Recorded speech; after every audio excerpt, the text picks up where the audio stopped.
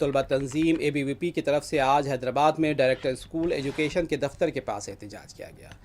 एहतजाजी सरकारी तालीमी इदारों के मसाइल की यकसोई के अलावा खानगी स्कूल्स की तरफ से मुबैना मनमानी फ़ीसों की वसूली पर कार्रवाई का मुतालबा करते हुए नारे लगा रहे थे। ताहम बाद में पुलिस ने एहतजाजियों को गिरफ्तार करते हुए पुलिस स्टेशन मुंतकिल किया।